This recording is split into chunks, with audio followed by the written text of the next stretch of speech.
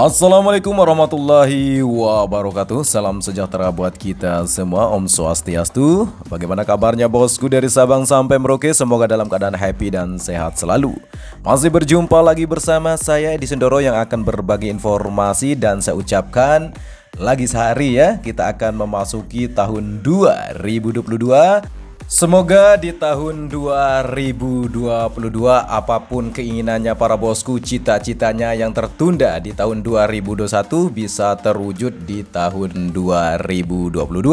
Dan tepat sekali kita sudah berada di area tikungan yang sangat cantik, yaitu tikungan ke-10 yang di sini begitu banyak orang ya. Ada apa di sini bosku? Mereka lagi berfoto ria ya. Bagi bosku yang berkeinginan ya, atau ingin berlibur ke Lombok dan ingin singgah ke sirkuit Mandalika, bagaimana syaratnya untuk memasuki area sirkuit Mandalika? Dan inilah syaratnya bosku, silahkan mengajukan surat permohonan untuk ya sekedar untuk berfoto atau mengelilingi sirkuit Mandalika yang ditujukan kepada pihak ETDC ya. Pengajuan permohonan untuk sekedar ingin melihat area run-off, mungkin area track lane, silahkan bosku ya mengajukan surat permohonan seminggu sebelum kunjungan ya. Semoga saja para bosku nanti bisa diizinkan, bisa melihat secara nyata bagaimana area track lane, area run-off. Tentunya nanti para bosku akan dipandu oleh beberapa satpam yang akan melewati area outer lane service route ya. Seperti itu. Karena memang sirkuit Mandalika sesuai dengan konsepnya yaitu sport entertainment sekaligus destinasi wisata, dan pengembangannya ke depan yaitu tempatnya nanti para bosku bisa menikmati area KEK Mandalika ini. Tidak hanya keindahan alam, namun kita dapat berfoto atau mungkin melihat nantinya aksi balapan para rider atau para pembalap ketika ada event ya di sirkuit Mandalika.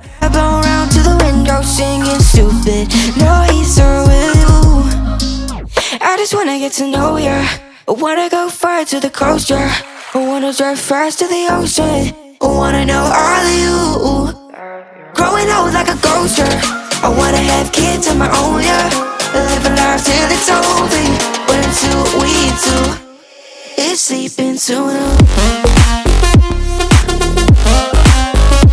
Bagi para bosku yang belum mengetahui, untuk panjang lintasan sirkuit Mandalika yaitu 4,31 km dengan 17 tikungan, dan tepat sekali kita sudah berada di area tikungan terakhir yang berbelok ke arah kiri, di mana trek lurus ini dengan panjang 700 meter bosku ya. Pertamina Mandalika International Street Circuit terus membedah diri, di mana fasilitas pendukung terus mulai terlihat nyata untuk progresnya, walaupun banyak yang bertanya tentang konsep tribun, terus bagaimana nantinya untuk pegelaran MotoGP, yang pastinya bosku tidak akan adanya untuk tahun ini maupun tahun depan untuk pembangunan tribun permanen. Tapi kita tidak tahu nanti bagaimana evaluasi dari pihak pengembang yaitu TDC, apakah akan dibangun 2 atau 3 tahun ke depan untuk tribun permanen. Sedangkan untuk bagian area race control terus pit building, saya sampaikan dari dulu memang konsepnya permanen, cuman pembangunannya dengan sistem modular. Saya tidak akan begitu banyak mengulas dengan sistem modular di sini bosku, walaupun begitu banyak yang ya akhirnya kecewa katanya ya, karena tidak atapnya seperti desain awalnya ya. Seperti yang sudah kita bahas dari awal pembangunan 3 bulan yang lalu, bahkan beberapa tahun yang lalu, memang konsepnya berbeda ya untuk percepatan pembangunan dan efisiensi, karena memang pendanaan pembangunan nasional ini memang sedikit seret bosku ya. Jadi memang pembangunannya untuk percepatan sehingga bisa memulihkan perekonomian secepatnya, karena pada dasarnya untuk balapan yang paling utama yaitu lintasan, sedangkan untuk bagian pedok dan sebagainya memang desainnya tidak perlu dibahas secara rinci karena sesuai dengan selera ya. Jadi bagi saya yang penting sesuai dengan fungsinya dan bisa digunakan dan tidak menghambat gelaran event motor balap kelas dunia yang nantinya akan diselenggarakan di sirkuit ini.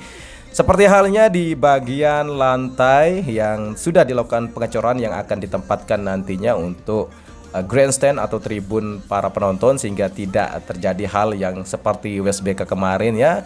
Begitu banyak para penonton juga ya kita bilang komplain ya, karena memang ketika hujan becek ya. Becek, tidak ada ojek. Untuk menyikapi hal tersebut, maka akan terus dilakukan progres pembetonan dasar yang nantinya di mana tempatnya grandstand akan dilakukan pembetonan dan pembuatan jalur jalan sehingga nanti para bosku lebih nyaman datang ke sirkuit Mandalika. Dan untuk tikungan ke-1 terus dilakukan progres pengerjaan untuk mengevaluasi dan memperbaiki bagian area tikungan ke-1, dan ini masih proses pengerjaan bosku yang kita sudah lewati. Nanti kalau sudah selesai baru akan tampak seperti aslinya ya, akan tampak seperti lintasan yang kita lewati ini bosku, akan sama rupanya ya. Segala sesuatu itu butuh proses. Bahkan yang lintasan yang kita lewati tadi itu dalam tahap proses pengerjaan. Jadi ya wajar saja tampaknya masih belum sempurna. Nantinya kalau sudah jadi maka akan seperti lintasan yang sudah lama seperti ini bosku ya, akan rata, akan terlihat warnanya sama. Tentunya mereka sudah mempunyai metode dan penerapan keilmuan mereka sudah teruji. Seperti itu informasinya bosku, tapi kita akan pantau untuk hasilnya nanti sebulan ke depan ya. Selanjutnya saya akan mengajak para bosku untuk melihat beberapa aktivitas para warga yang sedang melakukan pembongkaran rumah mereka secara mandiri karena proses pembebasan lahan sepertinya sudah clear, sehingga terlihat di sini pohon kelapa yang begitu lebat kemarin sudah tumbang ya.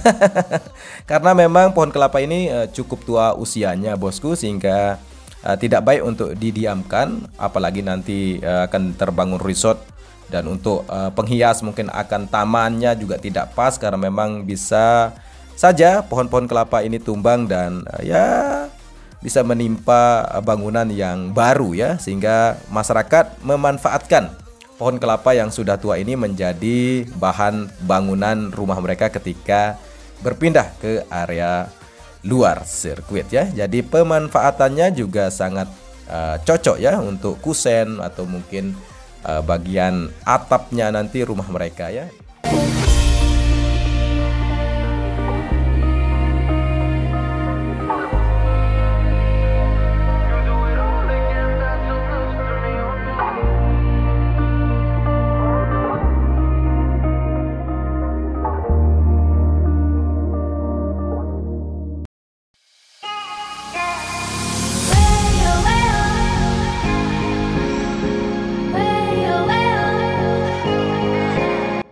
Selanjutnya kita akan melihat juga aktivitas pengerjaan di bagian area bukit di tikungan ke-9, 10 dan 11, di mana nantinya bukit yang kita akan tuju di sini bosku dalam tahap proses finishing bagian badan jalan, sehingga nanti para penonton atau wisatawan yang akan menuju area resort atau mungkin nanti akan terbangun di sini tribun yang dengan konsep restoran ya bosku ya. Dan terlihat di sini seperti ular ya. Ular tangga rupanya bagian area badan jalan yang sudah tampak melandai di sini. Dan konsep di sini juga nanti akan diberikan taman ya. Ini penataannya masih belum bisa kita bilang wah ya. Nanti kita akan tunggu proses ke depan bagaimana rupa dan wujudnya, sehingga perlu sabar bosku ya, karena begitu banyak yang mengkritisi juga kenapa bukit ini dijadikan tempat tribun atau restoran bosku, karena memang konsep di sini sangat cocok untuk para penonton yang high class atau VIP, sehingga nanti para sultan-sultan tersebut ya bisa menikmati kawasan KEK Mandalika ini dengan nyaman.